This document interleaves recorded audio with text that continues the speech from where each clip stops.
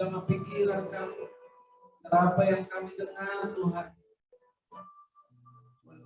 ini hati kami Tuhan menjadi acuan yang dapat kami pedoman dalam kehidupan kami. Berbicara oleh Tuhan karena kami siap menghadapi. Dalam nama Tuhan Yesus yang tidak percaya amin. Silakan duduk Bapak Ibu.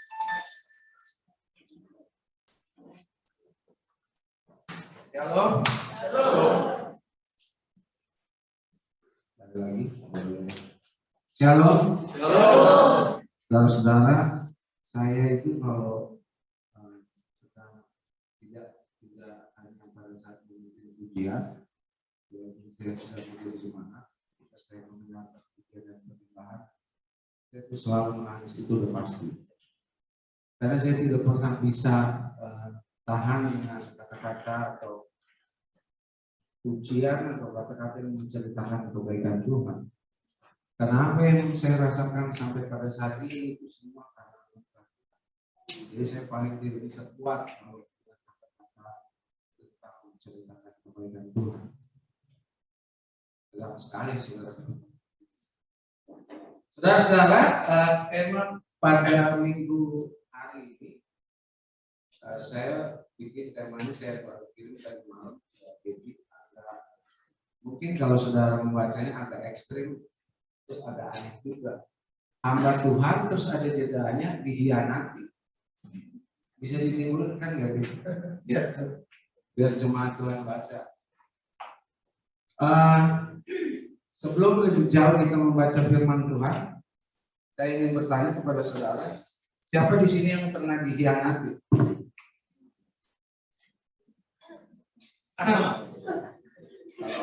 Sekarang ini memang bahasa dikhianati ini memang menyakitkan, tapi ternyata saudara juga tersenyum. Jadi ternyata asik juga tema ini. Kalau lagu dunia bilang sakitnya tuh di sini. Kalau yang ketawanya lebar pasti pernah merasa dikhianati. Amin saudara. Amin. Oh tegang sekali ya. Apa saya yang tegang sebenarnya? Kita akan belajar dari tokoh besar namanya Daud. Saudara mungkin yang dari sekolah minggu sangat memahami atau sangat mengenal. Karena ini tokoh ini sangat populer. Apa yang menarik dari Daud yang berkaitan tentang dikhianati? Ini anak-anak muda ini kata-kata dikhianati senyum terus dia. Dikhianati itu tidak hanya proses pasangan kekasih ya kan, perempuan dan laki-laki, tetapi dikhianati oleh orang yang kita percaya atau bahkan yang sangat menyakitkan itu ketika teman terbaik kita, teman yang kita percaya itu mengkhianati. Wah itu sakitnya bukan di sini lagi, sakitnya udah di mana-mana kayaknya. Saudara-saudara, mari kita sama-sama buka kitab kita dari 1 Samuel pasalnya yang ke-23 ayat yang pertama sampai yang ke-13. 1 Samuel ayat yang pasal yang ke-23 ayat yang pertama dan ke-13.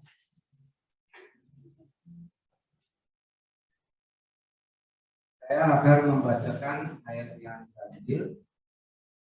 Bapak Ibu serta saudara-saudara sekalian akan membaca ayatnya yang genap dan seterusnya. 3, 2, 1. Daud di Kehilah.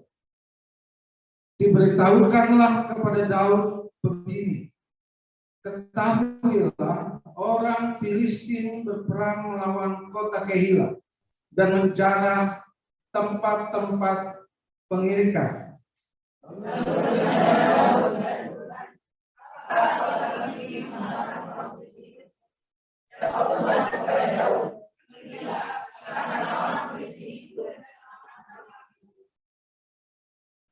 Tetapi orang-orang Daud berkata kepadanya, ingatlah Sedangkan di sini di Yehuda kita sudah dalam ketakutan.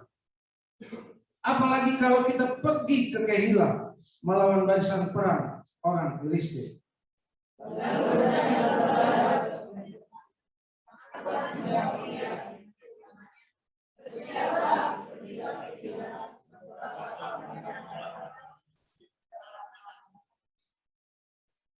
Kemudian pergilah Daud dengan orang-orangnya ke Kehila. Ia berperang melawan orang Filistin itu. Dihalaunya ternak mereka dan ditimbulkannya kekalahan besar di antara mereka. Demikianlah Daud menyelamatkan penduduk Kehila.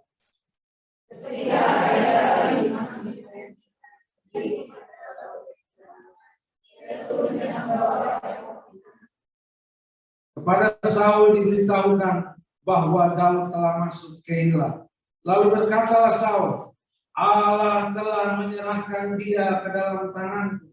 Sebab dengan masuk ke dalam kota yang berpintu dan berpalang, ia telah mengurung dirinya.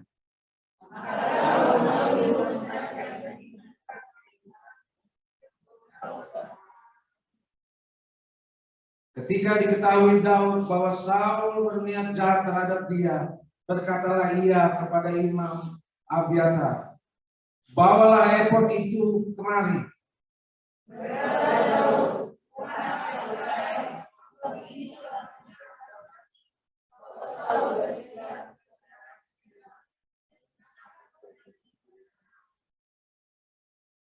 Akan diserahkan oleh warga-warga kota Kehila itukah aku ke dalam tangannya? Akan datangkah Saul seperti yang telah didengar oleh hambamu ini? Tuhan Allah Israel, beritahukanlah kiranya hambamu ini. Jawab Tuhan, ia akan datang.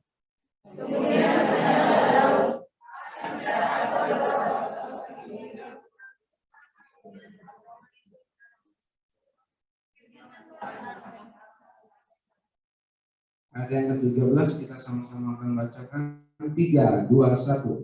Lalu berkisah Daud dan orang-orangnya kira-kira 600. Mereka keluar dari Kehila dan pergi ke mana saja.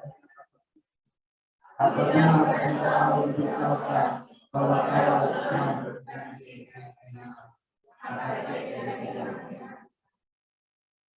puji nama Tuhan. Saudara-saudara yang terkasih, kisah ini adalah kisah tentang masa pelarian Daud ketika Saul ingin membunuh dia. Sampailah Daud di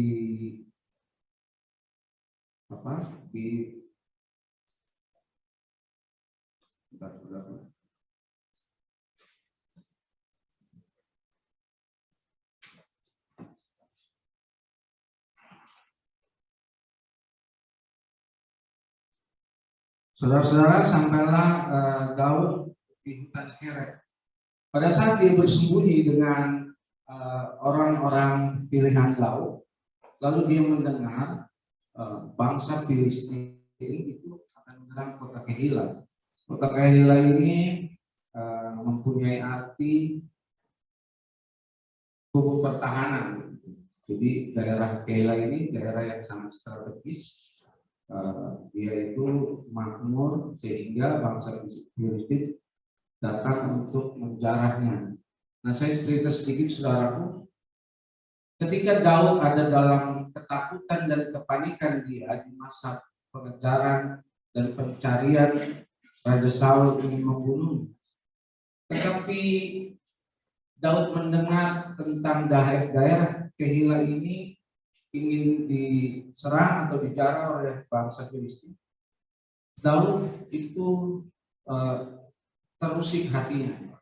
Karena memang di tengah-tengah kepanikan dia, hatinya berbicara untuk melakukan sebuah tindakan untuk membela bangsa atau kota Kehila ini. Saudaraku, dari kisah Daud ini kita melihat ada banyak kejadian di dalam kehidupan. Seringkali kita diperhadapkan dalam satu kondisi yang sulit, satu kondisi di mana kita tidak bisa memperdulikan orang lain di sekitar kita yang membutuhkan pertolongan kita, karena kita juga sedang merasakan masalah, atau kita ingin membantu tetangga kita yang mungkin kita lihat dia membutuhkan pertolongan kita mampu. Tetapi pada saat itu, pada saat hati saudara tergerak untuk membantu orang yang ingin saudara bantu itu, tapi saudara juga ada dalam masalah. Ini luar biasa, saudara. Peperangannya luar biasa. Ada banyak orang ingin membantu, ya kan? Pada saat saudara memiliki uang banyak, pada saat saudara mempunyai posisi yang bagus, pada saat saudara hati saudara tenang saja, kalau mau menolong atau membantu orang itu enak. Tapi bagaimana kalau hati saudara terpanggil untuk memberikan sesuatu, tapi saudara tidak bisa memberikan uang, tapi saudara tidak bingung, kan? Bingung itu. Nah, ini yang menarik dari Daud, saudara. Di tengah jiwanya tertekan, di masa pembunuhan Saul untuk membunuhnya, namun hati dia tetap ingin menolong bangsa Kehilah. Di tengah pergumulan dia ingin menolong bangsa Kehilah ini, dia bertanya kepada Tuhan pada dua kali, pada ayat yang kedua dan keempat. Lalu Tuhan menjawab dan menyetujui untuk mendukung Daud membantu bangsa Kehilah. Dan pada akhirnya Daud pergi berperang dan bangsa Filistin itu dikalahkan, saudara.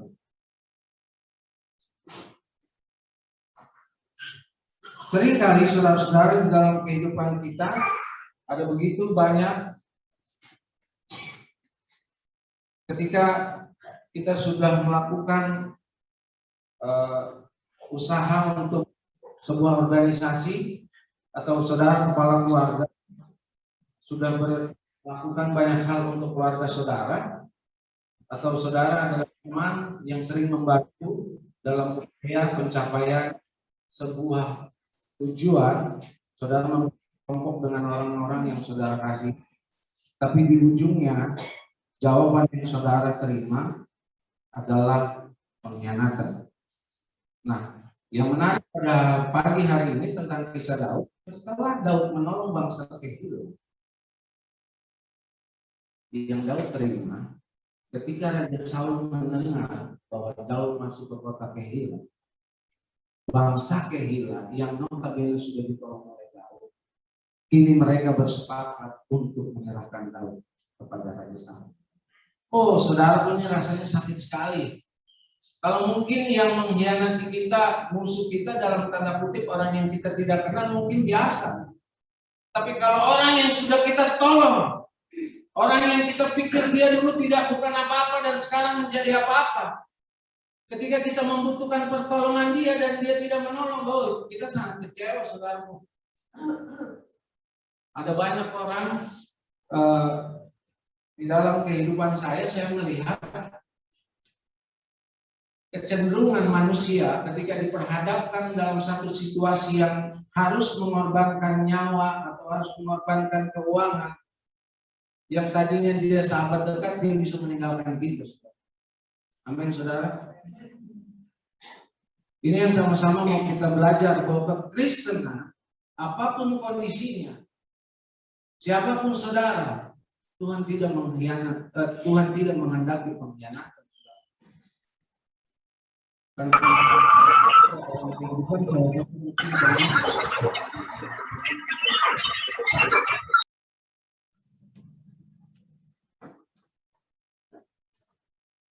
Mengherankan, saudaraku, ketika Daud di dalam ketakutannya dia berupaya dan berseru kepada Tuhan, Tuhan, apa yang harus aku lakukan untuk bangsa Kehilah ini? Tetapi ketika Tuhan berbicara kepada Daud untuk dia menolong bangsa Kehilah dan dia menyerahkan nyawanya, seluruh pasukannya untuk membela bangsa Kehilah, namun apa yang dia dapat? Sangat menyedihkan, saudara, ketika dia mendengar bangsa Kehilah menyerahkan dia kepada Saul. Mengherankan. Orang-orang yang baru saja Daud selamatkan dengan mempertaruhkan nyawanya sendiri, ini menolak dia.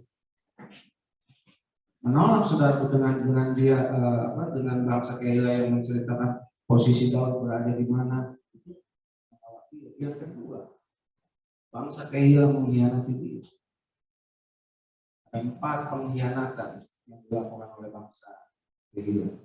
Yang ketiga menyerahkannya, bahkan menyerang Daud. Refleksinya dalam kehidupan sehari saudaraku, dalam kehidupan kita, mungkin saudara adalah gembala jemaat, mungkin saudara adalah kepala keluarga, mungkin saudara adalah seorang bisnismen,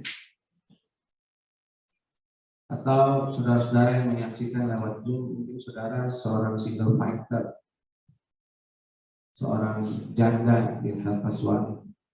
Ketika saudara telah membesarkan anak-anak saudara dengan jerih lelah, dan hari ini saudara melihat anak-anak saudara membangkang, ini sangat menyedihkan.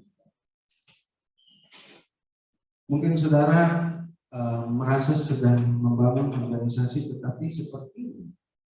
Orang-orang yang dulu bersepakat dengan saudara, hari ini saudara melihat bahwa mereka sudah mulai bersepakat untuk meninggalkan saudara. Saya mau bilang saudara, jangan pernah hilang itu. Kita banyak belajar dari Daud pagi hari ini.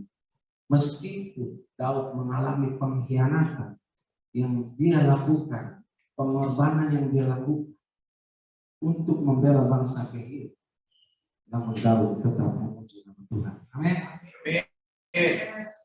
Karena satu hal saudara, orang boleh meninggalkan saudara, anak-anak saudara boleh mengecewakan saudara, bahkan orang yang saudara kasihi dan cintai boleh mengkhianati saudara, tetapi Tuhan tidak akan pernah mengkhianati saudara.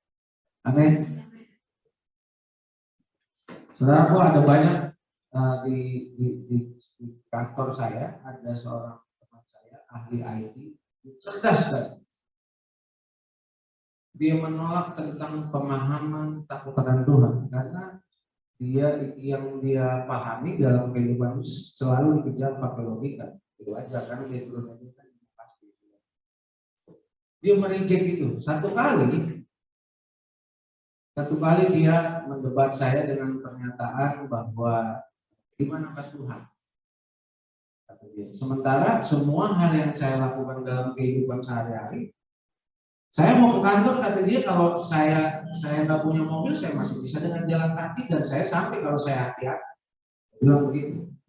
Tanpa saya harus berdoa, tanpa saya harus meminta tolong kepada Tuhan, tanpa saya meminta bimbingan Roh Kudus, kata dia, saya bisa tetap sampai ke kantor. Oke, kata saya seperti itu. Dia memang benar, tapi saya bilang sama dia, ada satu part di dalam kehidupan di mana manusia diperhadapkan dan tidak ada yang bisa menolongmu kecuali Tuhan. Satu kali saudara, dia terlilit hutang. Karena kesalahan dia pikir kan logikanya dia kan, kalau saya udah kredit ini, cicilan segini, logika dia terus yang bermain. Nah dia alasannya itu dia melakukan peminjaman kebutuhan dia. Singkat cerita, salah perhitungan, akhirnya bengkak hutangnya. Dan dia datang kepada saya. Saya tidak mau berdebat. Saya tidak pernah mau berdebat untuk memperdebatkan itu.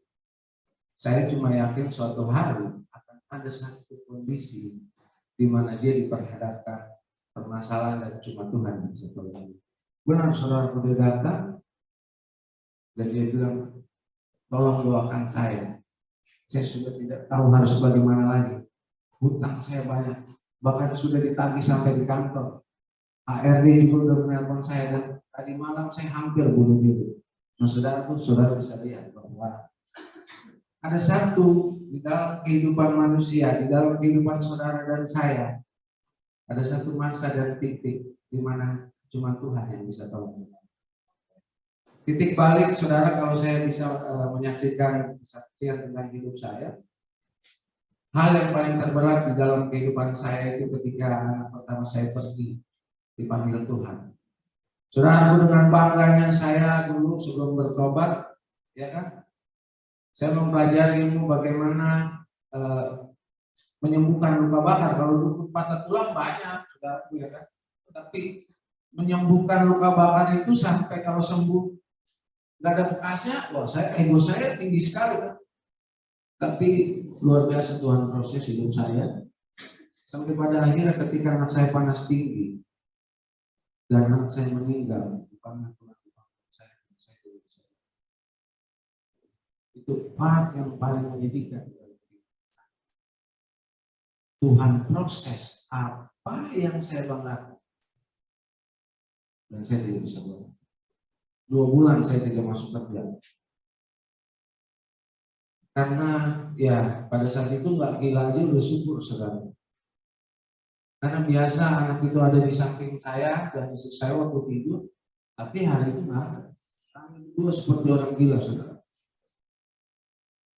Setelah saya masuk kerja, istri saya bilang, saya lagi syuting, pimpin orang. Saya kalau kan posisi saya program director, jadi kalau syuting itu saya harus mengontrol misalkan 7 kamera, audio, dan semua aspek teknis pendukung syuting itu saya yang mengkoordinasikan. Bayangkan ketika hati saya terluka, saya harus berkonsentrasi dan saya terima telepon dari istri saya.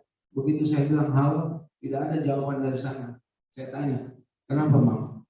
Ingat Dede. Wah Tuhan, saya terpukul. Karena yang kehilangan kan bukan dia aja, saya juga kehilangan. Tapi saudaraku saya mau ingatkan, lagi-lagi firman. Kalau kata-kata dari Pak Dev, firman yang menjawab dan menjelaskan firman. Begitu ya Pak Dev. Ada ayat di Ayub yang berkata bahwa Tuhan yang memberi, Tuhan yang mengambil, terpuji nama Tuhan. Tokoh-tokoh agama, pendeta pada saat itu berusaha menasihati saya, tapi penolakan di otak saya cuma satu. Lu ngomong enak, tapi kalau lu yang ngalamin kehilangan anak bagaimana? Cuma itu yang ada di otak saya, saudara.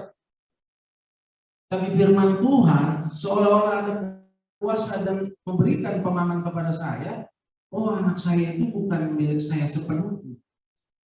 Firman itu tiba-tiba menjelaskan ke pemikiran saya seperti itu. Yang membuat saya menolak dan tidak terima akan kondisi itu, karena saya merasa milik saya dipanggil Tuhan, diambil oleh Tuhan. Dan yang membuat saya terima adalah pada anakku adalah milik Tuhan. Jadi haknya Tuhan mau mengambil dia kapan saja. Begitupun saudaraku, kita harus menyadari di dalam kehidupan kita bahwa hidup kita pun bukan milik kita sebenarnya. Ini yang membuat kita khawatir akan hari esok. Ini yang membuat kita khawatir makan apa kita besok. Ini yang membuat kita khawatir sekolah kita akan selesai atau tidak. Kita punya dana atau tidak. Ini yang membuat kita khawatir dan ragu. Apakah masa depan kita akan berhasil? Dan kita merasa bahwa hidup kita adalah milik kita. Kita mempersiapkan dana, mempersiapkan properti untuk masa depan anak kita. Saya tidak bilang tidak harus menyiapkan itu bagus. Tapi satu hal yang harus selalu saudara pahami, anak-anak saudara, bahkan diri saudara adalah milik Tuhan. Saudara, Tuhan akan mengizinkan hal-hal yang pahit, hal-hal yang membuat hati saudara terluka dan tersakiti terjadi dalam kehidupan saudara untuk menjadikan dan memproses saudara pribadi yang sangat kuat.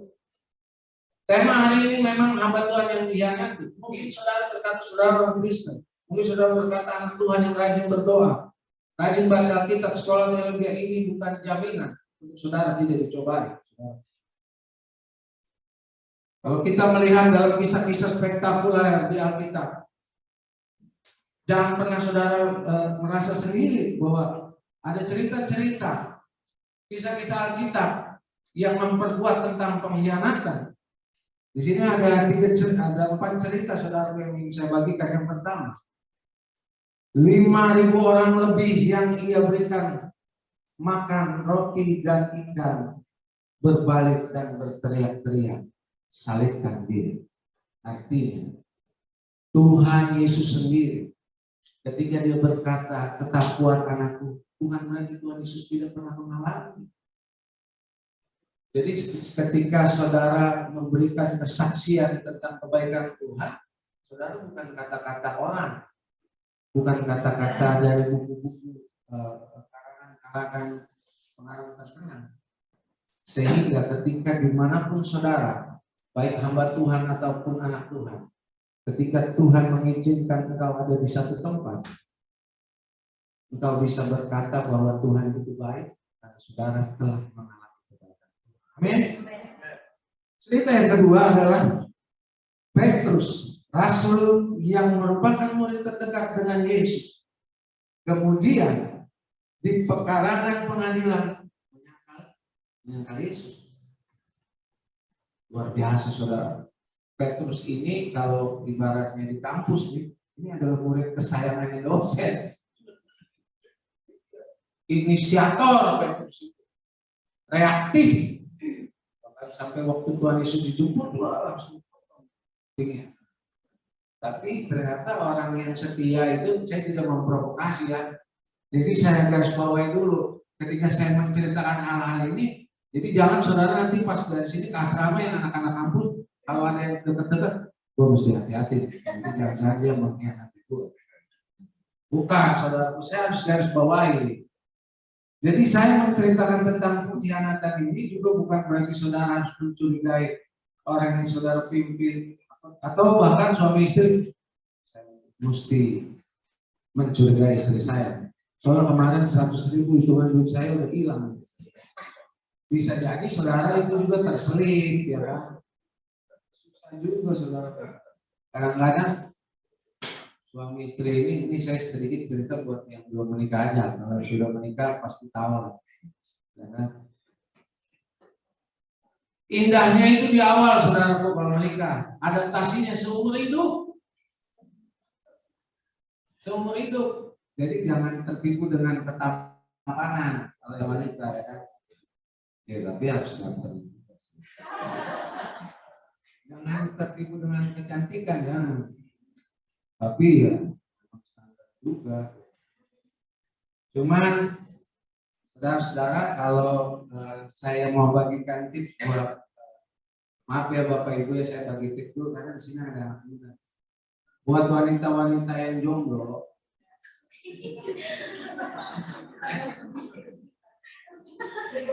buat laki-laki yang jomblo, kalau saudara pengen dapat pasangan hidup, kuncinya tidur.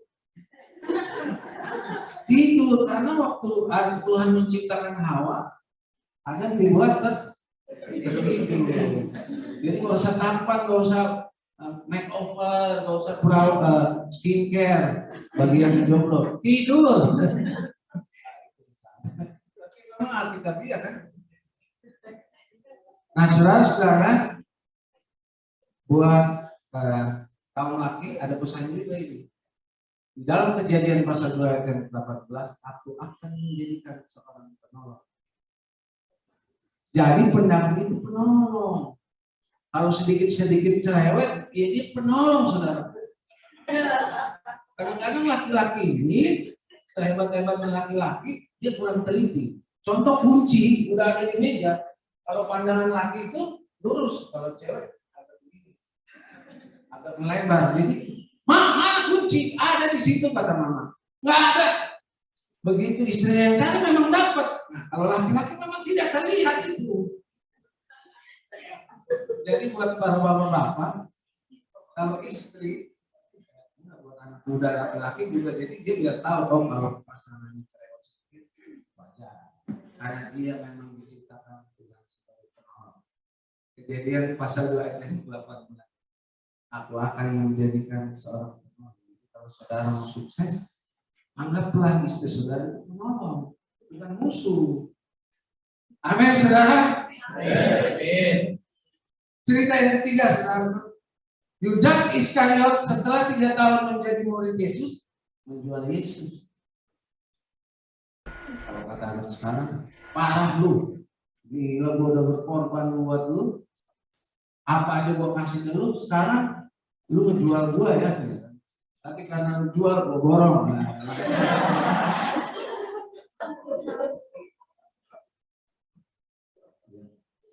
Itulah kira-kira pengkhianatan.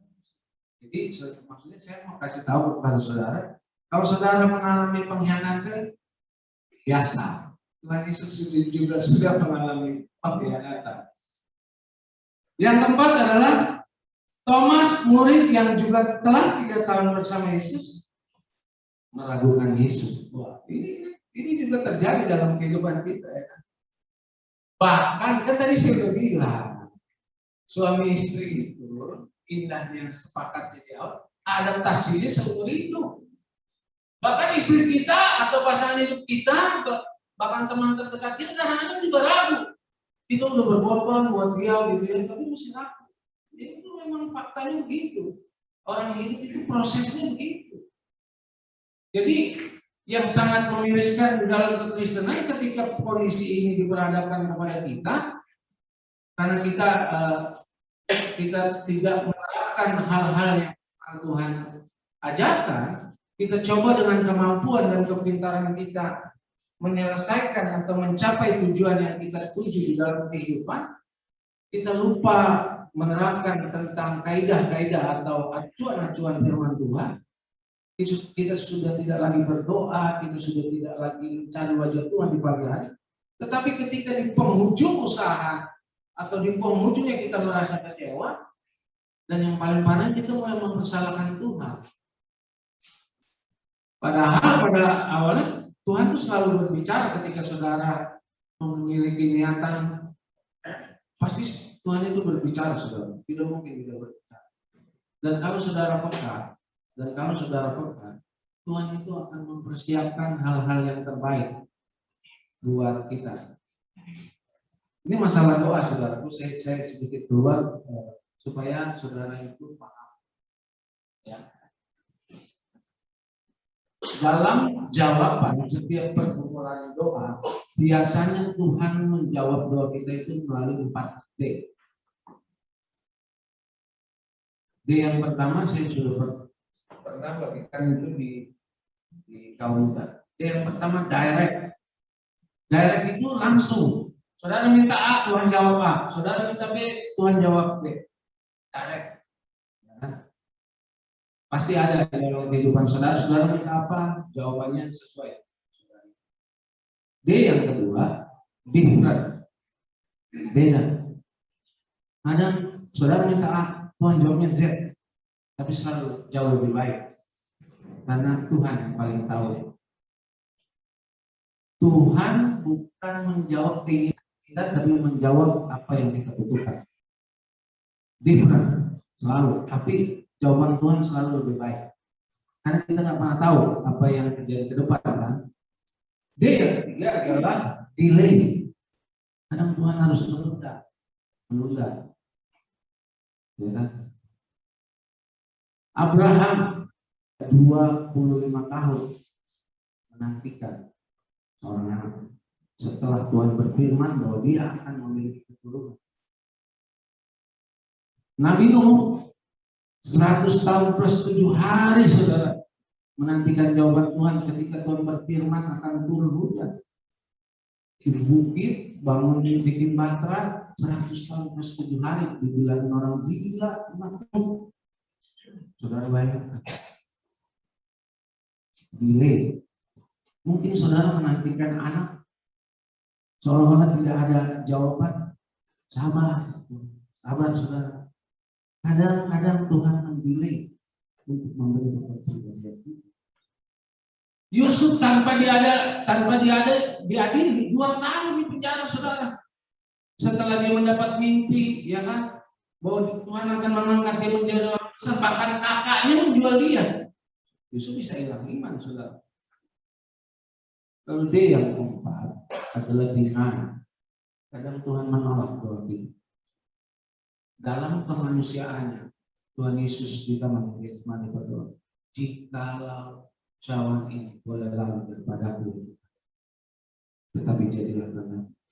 Sometimes Tuhan itu menolak doa, tapi jawaban itu jauh lebih baik. Akhirnya kita diselamatkan. Kalau jawabannya doa pada saat kita mengingatkan dijawab, kita tidak diselamatkan. Jadi saya mau tegaskan kepada saudara, Jawaban tidak itu dalam doa pun itu jawaban. Dan harus disyukuri. Kenapa? Kepahitan di dalam hidup bukan pada saat saudara tidak memiliki uang. Bukan pada saat saudara tidak memiliki sahabat. Bukan pada saat saudara tidak memiliki jabatan. Kepahitan hidup adalah ketika Tuhan sudah mengambil atau menghilangkan atau menutup mata hati saudara. Sehingga saudara, kalau saudara mendengar ada pembunuhan yang sadis gitu ya, kok sepertinya orang itu tega sekali nggak punya hati. Itu satu kondisi di mana hatinya sudah tertutup. Artinya orang itu berbuat salah aja, dia udah nggak sadar. Kadang kita berkomentar orang itu nggak punya hati kali ya. Ya karena memang pintu hatinya sudah ditutup. Jadi perasaan kalau saudara masih melakukan kesalahan dan saudara bersalah, itu pun anugerah. Makanya dinaik ketika saudara berdoa dan seolah-olah saudara merasa bahwa doa itu ditolak, itu pun tidak apa-apa. Karena kita nggak pernah tahu, kita memaksakan keinginan kita, tetapi di ujungnya itu nanti kecelakaan buat kita gitu. Amin, saudara. Lalu 5 hal yang menarik dari Daud dan sama-sama akan kita pelajari. Yang pertama adalah apa yang membuat Daud tetap memilih keputusan untuk menolong bangsa Keila di tengah tekanan yang dihadapi dari pembunuhan dari Saul. Yang pertama, Daud percaya bahwa Allah mengetahui kebaikan dan ketulusan hati. Jadi saudaraku, apapun yang saudara rasakan ketika saudara mendapat perlakuan dari hal-hal yang mungkin saudara kecewa, yakinkan pada hatimu, Tuhan tahu kebaikan hatimu dan ketulusan hatimu. Pandang Tuhan, saudara. Pandang Tuhan. Ketika saudara merasa lemah dalam pelayanan, di dalam pekerjaan, saudara merasa sendiri dan dihadapi, yakinkan pada hatimu bahwa Tuhan sangat mengetahui hatimu. Tetap kuat, tetap percaya bahwa Tuhan melihatmu. Yang kedua, Daud tidak berkecil hati. Saudara-saudara, kalau saudara membaca kisah Daud, banyak hal yang Daud lewati. Ketika dia mengalami kegelisahan, hal yang selalu saya ingat dalam hati saya, Daud bilang, ya Tuhan, jangan pernah ambil rohku daripadamu, aku selalu memuji namamu. Itu Daud, saudara. Yang ketiga, Daud hanya fokus terhadap apa yang Allah ingin kerjakan di dalam diri. Jadi maksudnya, saudaraku, apapun yang saudara rasakan di dalam kehidupan saya, fokus pada janji Tuhan. Tuhan punya janji yang luar biasa dalam hidup saudara. Jadi kalau saudara dihambat sedikit, itu tujuannya bukan mau menghalang atau mematahkan saudara, tapi untuk membentuk saudara supaya menjadi pribadi yang lebih tangguh. Amin. Yang keempat, Daud sadar bahwa Allah sedang bekerja untuk menghasilkan karakter yang mulia. Wah, saya kalau beberapa teman-teman kampus di sini ya, pertama-tama, kalau sekarang luar biasa, Gaby, biasa. Ya, artinya proses yang saudara jalani itu jangan pernah menyerah dengan proses yang saudara alami, karena tujuan dari pembentukan yang Tuhan Allah izinkan dalam kehidupan saudara kan karakter yang mulia. Saya melihat perkembangan progres anak-anak di kampus ini, dan saudara akan melihat ketika saudara mempercayakan masa depan dan hidup saudara dalam Tuhan, suatu hari nanti saudara akan melihat bahwa istri saudara melakukan hal-hal yang sebenarnya saudara harapkan dan saudara nggak pernah bilang, dan dia lakukan sampai sebegitunya, saudara. Dan itu sangat menyenangkan hatimu. Anak-anak saudara yang dulunya mengecewakan, suatu saat nanti kalau saudara percaya kepada Tuhan, Anak-anak ini mulai melakukan hal-hal yang membanggakan. Rekan-rekan yang mungkin pergi meninggalkan kita, suatu hari nanti dia akan menyesal dan menyadari bahwa kita adalah memang teman-teman yang baik yang Tuhan izinkan dekat dengan mereka. Amin, saudaraku. Yang kelima adalah kalau saudara Daud harus melanjutkan perjalanannya dan tidak boleh berhenti dan tidak boleh sakit hati. Saudaraku, kehidupan harus berjalan. Mungkin saudara seorang pebisnis, mungkin saudara seorang gembala sidang, mungkin kau seorang dosen, mungkin kau seorang anak yang melihat kayaknya aku tidak bisa mampu meneruskan sekolah karena orang tua. Saya mau bilang kepada saudara, segala sesuatu yang harus terus berjalan. Kita punya Allah yang Maha Kuasa. Kita punya Allah yang sanggup menjadikan yang tidak ada menjadi ada. Amin, saudara. Maaf saudara kalau saya pakai kesaksian hidup saya, tetapi saya berharap kesaksian ini bukan menjadi satu hal yang menguntungkan, tapi bisa menjadi satu kekuatan buat saudara. Saya ditinggal sama ayah saya umur 7 tahun.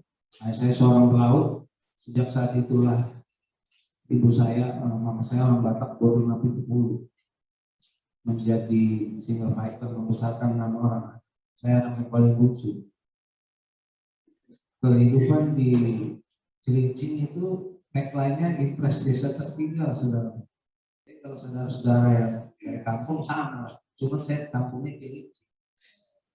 Ada di kota, tapi kampung. Gitu. Impress desa tertinggal. Waduh, proses yang saya lewati untuk menjadi sampai saat ini banyak kali saya melakukan hal-hal untuk memenuhi kehidupan gitu. Akhirnya satu ketika saya mulai menonton waktu itu di tahun 2000 tayangan penyegaran rohani Kristen, waktu itu pengkhotbahnya Evelyn Nadia. Saya tunjuk televisi itu, Tuhan, saya pengen pelayanan di situ. Saya nggak tahu caranya bagaimana, apa yang harus saya lakukan, tapi intinya tiba-tiba saya menjadi satu tim sama Evelyn Nadia ini. Caranya luar biasa sekali. Akhirnya saya datang juga dengan Pak John Hartman yang adalah pionir, salah satu pionir untuk pengkhotbah di televisi itu namanya John Hartman. Saya ikut pelayanan selama 7 tahun. Saya juga menjadi pemimpin pujian di acara itu Mighty Voice di berbagai, dan program itu ditayangkan di berbagai macam negara karena di Amerika ada satu station namanya Television Broadcast Network, itu diudarakan ke seluruh dunia. Banyak hal-hal spektakuler yang saya rasakan dalam hidup saya. Ketika saya pelayanan mengikut Pak John juga, saya banyak ketemu bupati, gubernur, wali kota di daerah gitu. Sampai pada hari ini saya ada di sebuah stasiun televisi dan saya menjadi pelayan Tuhan. Saya bangga bisa kenal saudara-saudara. Saya diizinkan oleh Bapak Kepala, Pak Dokter, Bapak yang untuk mensupport saya di dalam pendidikan, Pak Beng, dan ada beberapa hamba Tuhan yang mensupport saya hingga pada hari ini saya bisa berdiri tempat ini. Saudara, masa kecil saya sulit sekali, saudara. Tapi saya bangganya sama, maaf ya, bukan saya membanggakan orang Batak. Mama saya orang Batak, tapi dia selesaikan dulu anaknya lulus sekolah semua. Sampai begitu saya bekerja, saya mau beli baju mama saya, dia bilang, buat kebutuhan kau aja nak. Kalau kau sudah cukup baru maksudnya mama minta. Ya lihat nanti lah. Itu jawaban mama orang Batak. Itu saya bangga sekali sama mama saya. Bukan mama orang Batak aja yang baik begitu. Itu kebetulan mama saya.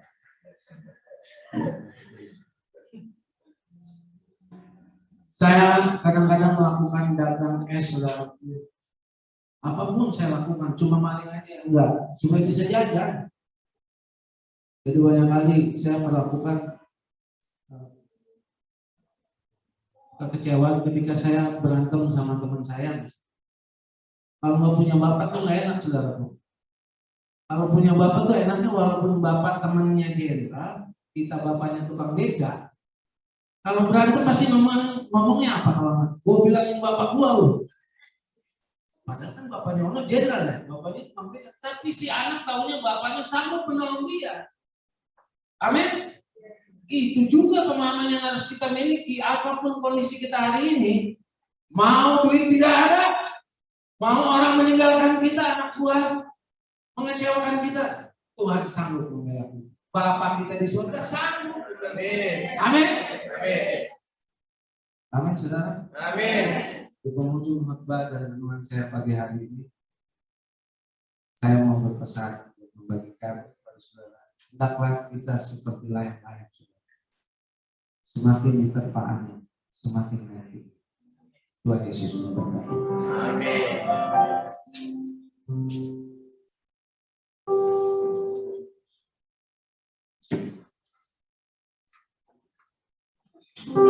Mari saudara-saudara,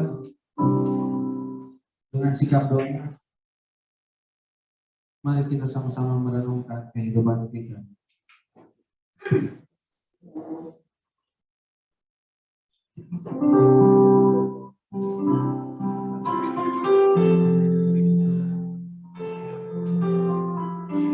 Mungkin saudara kita tidak memiliki apa-apa. Mungkin banyak hal yang menjauhkan saudara. Tapi saya mau katakan, hari ini, saat ini Tuhan sedang memandang hati, sedang memandang wajahmu, dan berkata, aku sangat mengasihi anakku. Apapun yang kita miliki, kalaupun saat ini kita sudah tidak bisa melakukan apa-apa, tapi yakinkan kepada hati, ada hal yang bisa saudara lakukan. Kemudian Bapak, mari kita.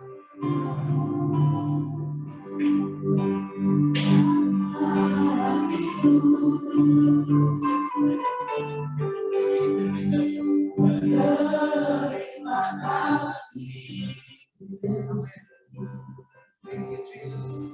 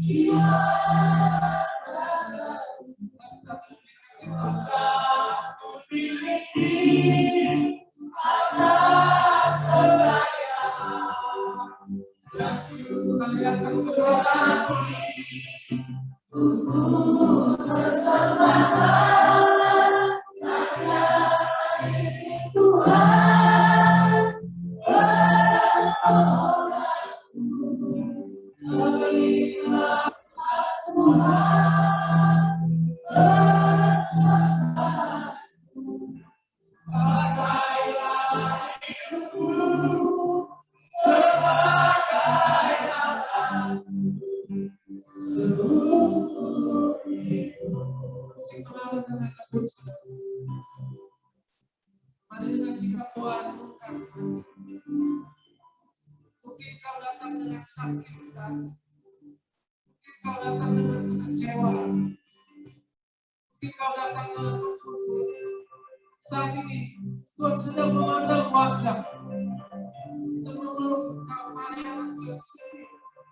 Kau akan memberikan kekuatan, akan menolong. Dia akan menolong keluarga kita. Dia akan menolong anak-anak kita. Dia akan menolong orang tua kita. Dia akan membantu bisnis kita. Apapun yang iblis coba buat dalam hidup, Tuhan akan tolong. Saudara, saya mengatakan kepada saudara, akan kuat. Pandang Yesus.